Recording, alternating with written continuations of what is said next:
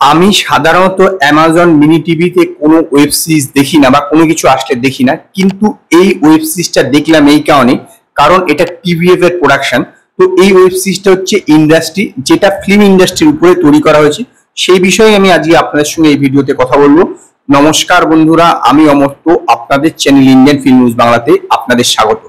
এইটার যে আইডিয়াটা সেটা কিন্তু বেশ ভালো। এখানে হচ্ছে অবিনাশ বলে একজন, সে ইন্ডাস্ট্রিতে রাইটার হিসেবে নিজেকে প্রতিষ্ঠা পাওয়ার জন্য আসছে এবং সে বিভিন্ন প্রডিউসারের সঙ্গে ঘুরছে, কিভাবে সে একটাদের কনভিন্স করছে, কিভাবে সে তাদেরকে স্ক্রিপ্ট শোনাচ্ছে, তারপরে তার সঙ্গে জীবনে কি হচ্ছে এবং এই ইন্ডাস্ট্রি আসার পর ইন্ডাস্ট্রির যে ভাবধারা, ইন্ডাস্ট্রি যে চালচলন, সেইগুলো সে ধীরে ধীরে অ্যাডাপ্ট করে ফেলছে এবং সেই রকম ভাবে নিজেকে পরিবর্তন করছে। তারপরে কি হচ্ছে এইটাই এই পুরো ওয়েব সিরিজটাতে দেখানো হয়েছে। দেখুন, যেটা বললাম যে এর যে আইডিয়াটা না বেশ ভালো, যে একটা বাইরের থেকে একটা সাধারণ ছেলে আসছে যে রাইটার হিসেবে নিজেকে প্রতিষ্ঠা করবার জন্য, এবং প্রডিউসার তার সঙ্গে কিরকম ব্যবহার করছে, আজকে ঘোরাচ্ছে, কালকে ডেট দিচ্ছে না, তারপর চেক দিচ্ছে না ঠিক করে, তারপর একটার সঙ্গে কিরকম সে ডিল করছে এবং ধীরে ধীরে সেগুলো সব রপ্ত করে ফেলছে, কিরকম ভাবে লোকের কথা বলে, কিরকম ভাবে এরা চলে, যাবতীয় কিছু এখানে সেই সবগুলো ঠিকঠাক দেখানো হয়েছে।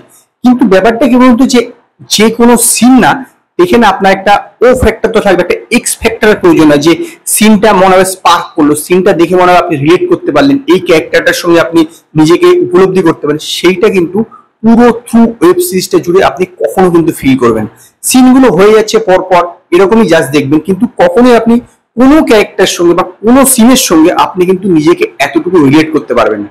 টিভিএফ এর সবচেয়ে বড় গুণ ছিল যেটা হচ্ছে সাধারণ মানুষের তাদের প্রতিটা ক্যারেক্টারের সঙ্গে বা প্রতিটা গল্পের সঙ্গে নিজেকে রিলেট করতে পারে, কিন্তু এই ইন্ডাস্ট্রি বলে ওয়েব সিরিজটাতে কিন্তু আপনি কখনোই কোনো ক্যারেক্টারের সঙ্গে নিজেকে রিলেট করতে পারবেন না।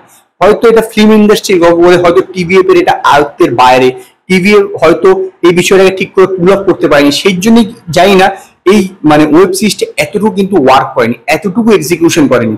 সেটা অভিনয়ের দিক থেকে হোক বা কোনো সিনে স্ক্রিন প্লের দিক থেকে হোক, ডায়লগের দিক থেকে হোক, কোনো কিছুই কিন্তু ন্যূনতম ওয়ার্ক করেনি। কিন্তু এর আইডিয়াটা বেশ ভালো ছিল, একজন বাইরের থেকে রাইটার আসছে এবং এখানে দেখানো হয়েছে যে বিভিন্ন কিভাবে তারা ডিল করছে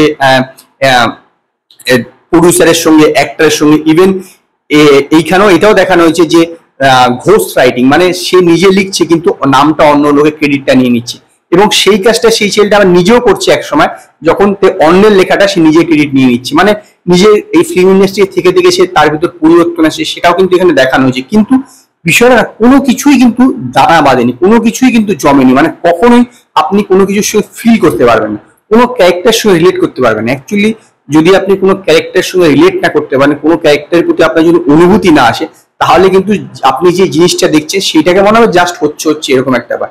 কোনো কিছুই আপনার মনে দাগ কাটতে পারবে না, কোনো কিছুই আপনি দেখতে ভালো লাগবে না। একটা এপিসোড শেষ হওয়ার পর তার একটা এপিসোড দেখবার ইচ্ছা হবে, সেই ইচ্ছাটাই কিন্তু এই ওয়েব সিরিজটাতে একদমই হয় না। এবং সেই কারণেই আমি ইন্ডাস্ট্রি ওয়েব সিরিজটাকে 5-এর মধ্যে 1.5 স্টার দেবো। যদি আপনারা অ্যামাজন মিনি টিভিতে ইন্ডাস্ট্রি ওয়েব সিরিজটা দেখে থাকেন, তো আপনারা আমায় কমেন্টে জানাবেন আপনাদের এই ওয়েব সিরিজটা কিরকম লেগেছে।